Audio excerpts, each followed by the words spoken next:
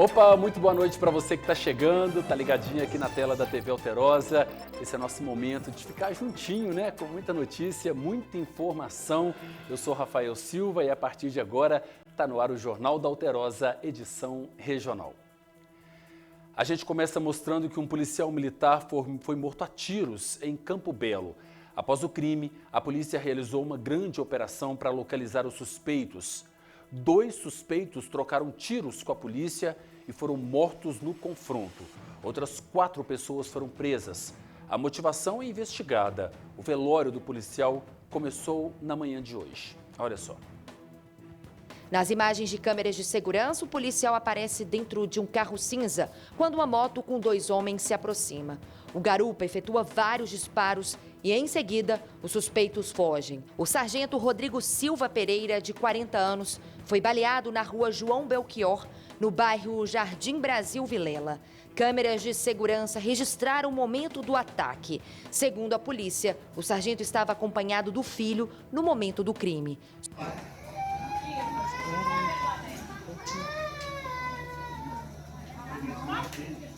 Rodrigo chegou a ser socorrido, mas não resistiu aos ferimentos. Após o ataque, a Polícia Militar iniciou uma mega operação em Campo Belo para localizar os envolvidos.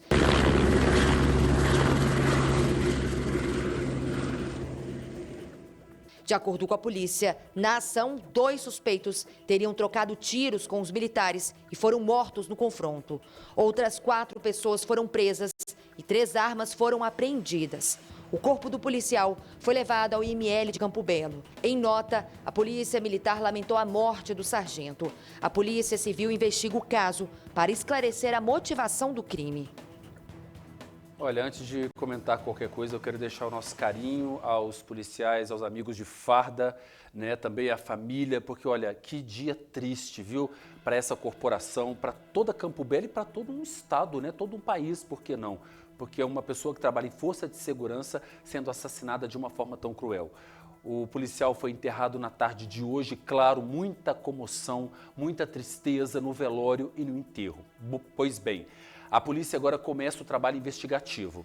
Né? Vocês viram a Camila trazendo informações de que houve um confronto logo depois, que esse policial foi assassinado, foi executado, chegaram para matar. Logo depois houve um confronto com a polícia durante uma operação e 2 suspeitos do crime foram presos. Outras 4 pessoas foram detidas. Pois bem, a polícia agora precisa, primeira coisa, quer esclarecer o porquê.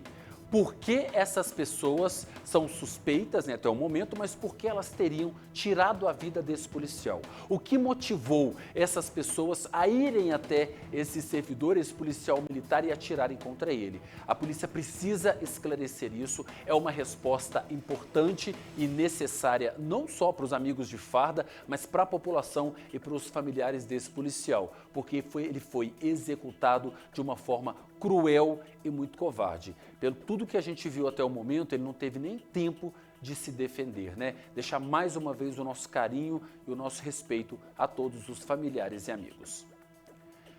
Uma operação conjunta das polícias civil e militar foi realizada hoje em Eloy Mendes. A ação teve como objetivo prender suspeitos envolvidos em uma tentativa de homicídio que aconteceu no mês passado lá na cidade. Olha só. Batizada de Operação Fênix, a ação mobilizou 28 policiais e cumpriu 2 mandados de prisão e 6 de busca e apreensão. 2 homens de 31 e 41 anos foram localizados e presos durante a operação. Segundo a Polícia Civil, a investigação começou após uma tentativa de homicídio registrada no dia 6 de fevereiro. Um fato ocorrido na noite anterior também chamou a atenção dos investigadores. Um adolescente teria incendiado uma viatura da Polícia Militar e houve troca de tiros com os policiais. O menor acabou sendo atingido e morreu. A principal linha investigativa aponta que o incêndio pode ter sido provocado para distrair as forças de segurança e facilitar a ação criminosa no dia seguinte. E mediante emboscada, foram até a zona rural da cidade. Determinaram que a vítima se colocasse de joelhos e desferiram um tiro na região do seu peito. A vítima conseguiu se desvencilhar, impedindo que eles conseguissem o seu intento. Apurou-se também que na mesma data, horas mais cedo, esses mesmos autores forneceram um galão de combustível e um revólver calibre 38 para que o adolescente colocasse fogo na viatura da Polícia Militar. na tentativa de criar uma cortina de fumaça, facilitando com que horas mais tarde eles conseguissem a prática do homicídio. Nós apuramos que esse homicídio é em decorrência de disputas de pontos de tráfico de droga, uma vez que a vítima também tem envolvimento com o tráfico. O nome da operação faz referência à ave mitológica fênix, que renasce das cinzas, em alusão ao incêndio da viatura e à resposta das forças de segurança. Olha, eu lembro como se fosse hoje que nós mostramos essa história. Vocês lembram bem por aquela imagem, né? Do jovem colocando fogo na viatura. Olha, essa história começou, na verdade, né, segundo a polícia, tá? Segundo as investigações, essa operação teve início porque aquele menino, no mês passado, de 17 anos, foi até a viatura da polícia e colocou fogo. Houve uma perseguição ali, o policial atirou e matou aquele jovem de 17 anos, certo?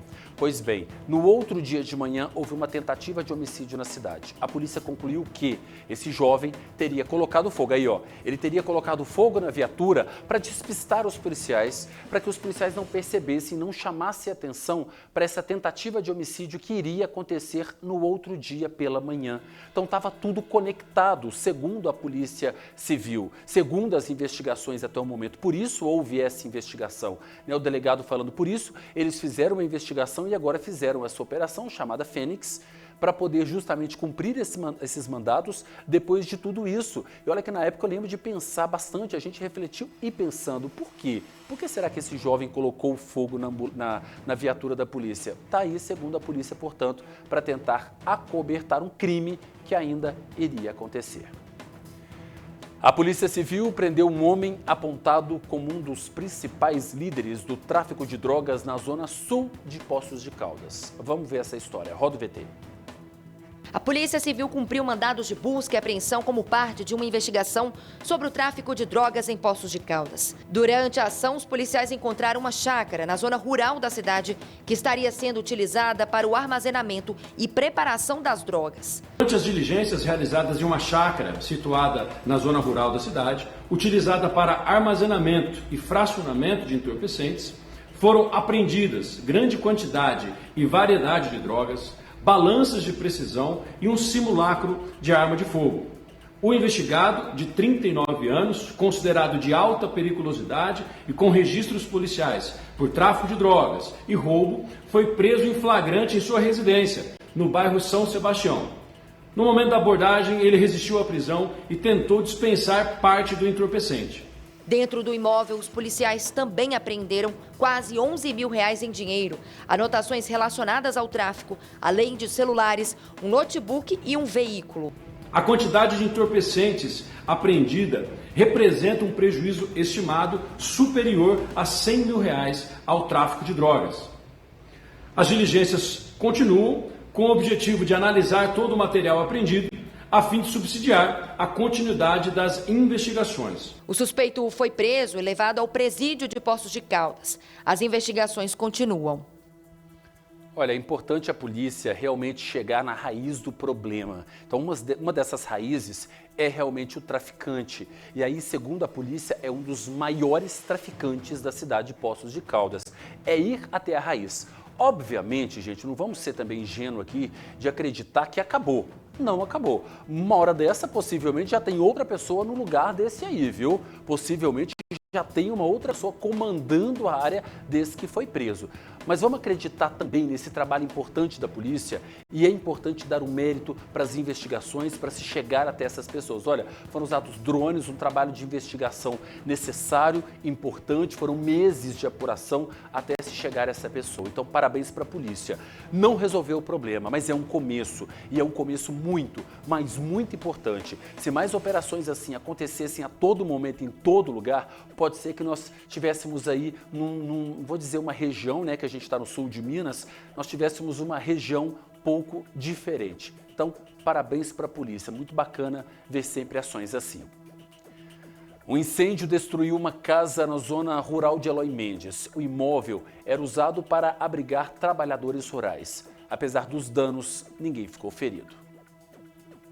A casa fica no bairro rural Córrego do Jorge. Quando a equipe chegou ao local, as chamas já haviam tomado praticamente toda a residência. Segundo os bombeiros, testemunhas contaram que o imóvel era usado como moradia para trabalhadores da região. Os moradores conseguiram deixar a casa a tempo E não houve registro de feridos. Durante a avaliação, os militares identificaram que a estrutura da casa ficou gravemente comprometida. O telhado, feito de madeira, quase desabou.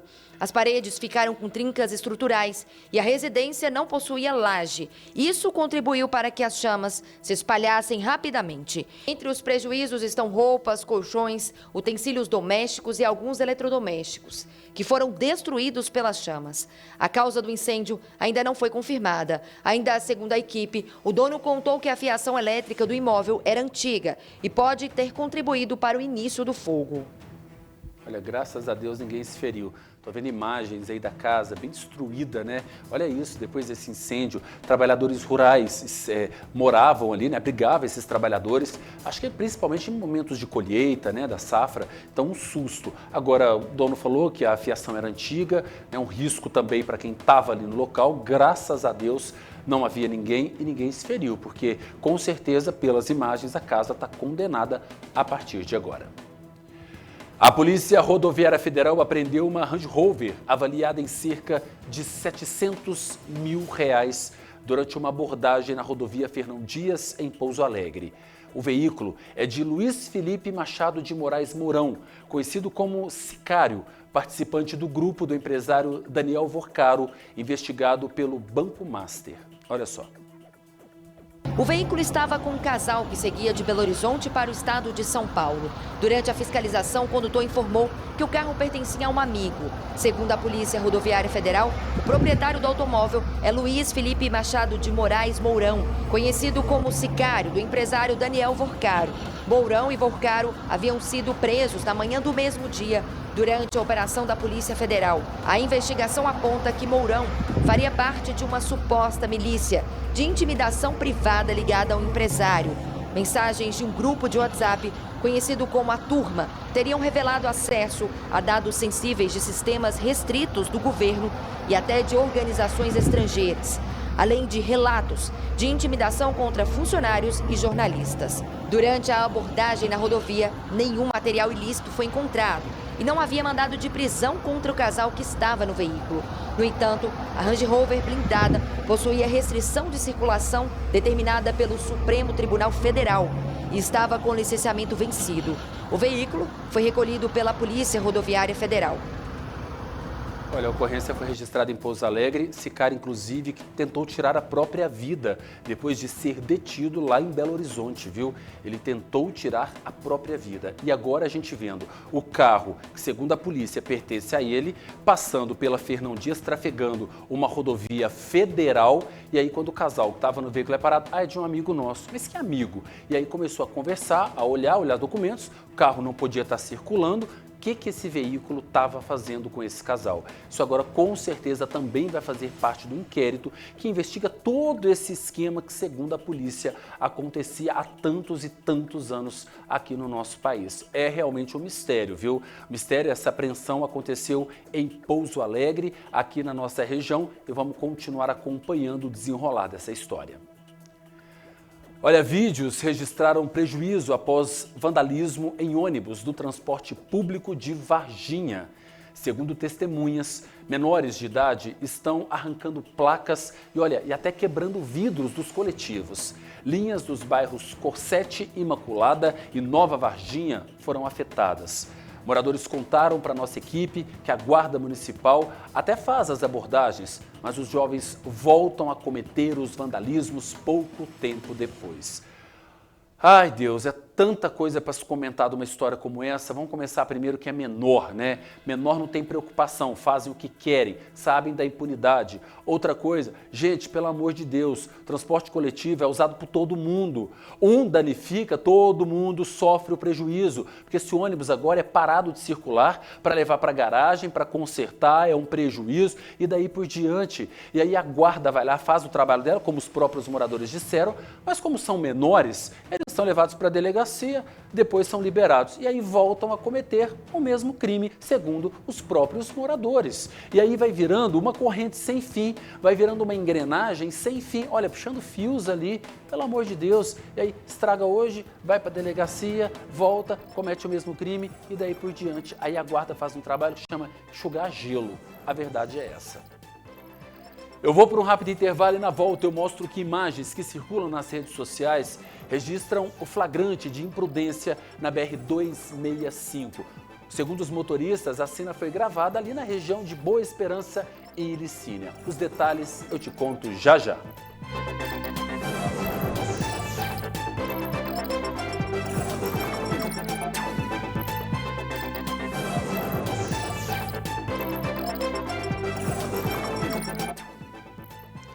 Oi,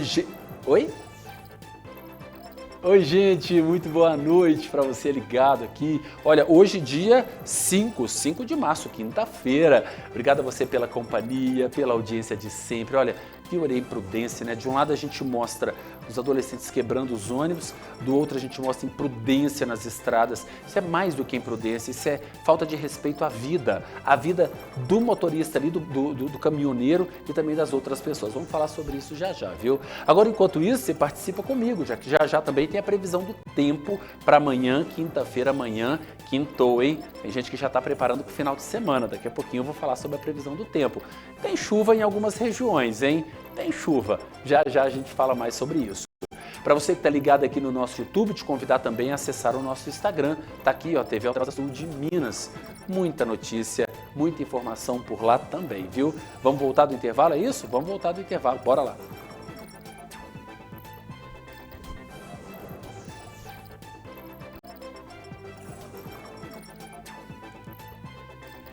Estamos de volta aqui na tela da TV Alterosa. Esse é o Jornal da Alterosa, a edição regional, nesta quarta-feira.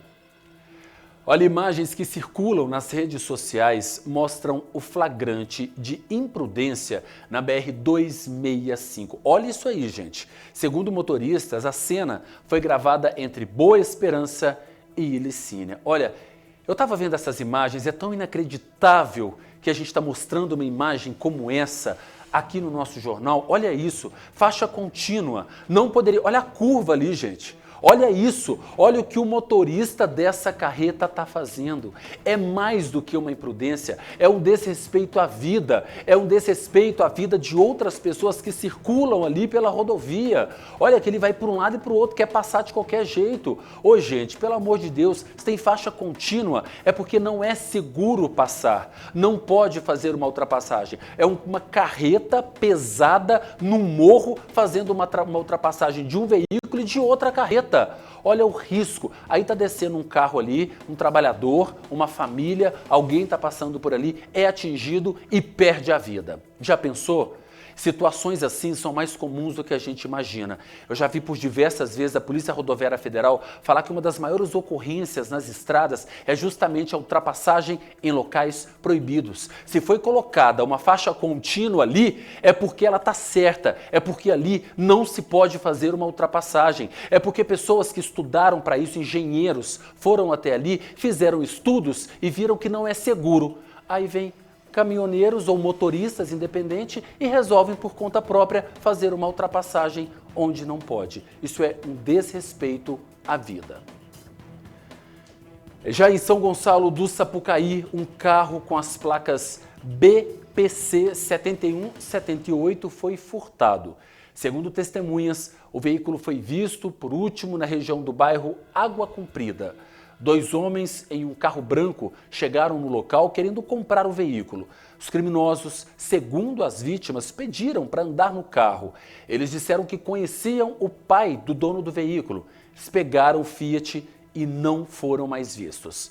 As vítimas procuraram a polícia que está fazendo o rastreamento. Qualquer informação, você que está em casa pode e deve acionar a PM. O nosso trabalho como cidadão, quando a gente vê um crime acontecer, é acionar a PM. Então, se você viu esse veículo, essas pessoas, se você está sabendo o que está acontecendo, se você viu comentários, olha, o carro está ali, acione a polícia militar. Um caminhão enroscou em fios e derrubou um poste e a rede de alta tensão em Andradas. O caso mobilizou o Corpo de Bombeiros. Apesar do susto e dos danos, ninguém se feriu. Segundo o Corpo de Bombeiros, um caminhão passou pela rua Quirino Gonçalves Lopes e a parte superior do veículo enroscou na fiação elétrica. Isso provocou a queda de um poste e a inclinação de outro. Com o impacto, a rede de alta tensão caiu sobre os veículos que seguiam logo atrás. Um dos postes caiu a poucos metros de um dos automóveis. Quando os militares chegaram ao local, os ocupantes já estavam fora dos veículos, mas a rede elétrica ainda estava energizada, o que representava grande risco. A concessionária CEMIG foi acionada para realizar o desligamento da rede elétrica, enquanto a Guarda Municipal prestou apoio na segurança e no controle do trânsito. Susto, hein? Susto danado. Susto e risco também, né? Porque a partir do momento que cai um poste ali, vai puxando os fios, olha, veículos ali, o poste poderia ter atingido. Isso quando não puxa os outros postes, né, gente? Porque isso pode acontecer e acontece com mais frequência do que a gente imagina. Olha ali, puxou, chegou a inclinar aquele poste ali. Eles vão puxando todos os postes, um depois do outro, e aí cai em cima de árvores, cai em cima de carros e também de casas. Olha, vamos ver como fica o tempo na nossa região para amanhã, quinta-feira, aqui no nosso telão. A gente já tem Varginha, Poços de Caldas, Pouso Alegre, Passos e também Três Pontas. O alerta, gente, é que tem previsão de chuva em pontos isolados aqui da nossa região, viu? Em Varginha e em Poços de Caldas, os termômetros devem chegar aos 29 graus, mesma temperatura de Três Pontas. Já em Pouso Alegre e Passos, um pouquinho mais de calor, 30 graus de máximas. Ontem a gente falou que haveria probabilidade de chuva, ela não veio, pelo menos aqui em Varginha, pelo menos no meu bairro, viu? Essa chuva não deu as caras não, mas em outras cidades aqui da nossa região, a chuva veio em pontos isolados, como eu disse que ela viria, os meteorologistas já acreditavam que ela pudesse vir ali num bairro e não vir em outro, mas o calorão, gente, está demais. Está um calor danado, um forte sol, muitas nuvens e muito, mas muito calor aqui na nossa região. O Jornal da Alterosa de hoje fica por aqui. Para você de casa, muito obrigado pela companhia. Você acompanha agora as notícias do estado no JA Minas. Uma excelente noite, um beijo no coração e até amanhã.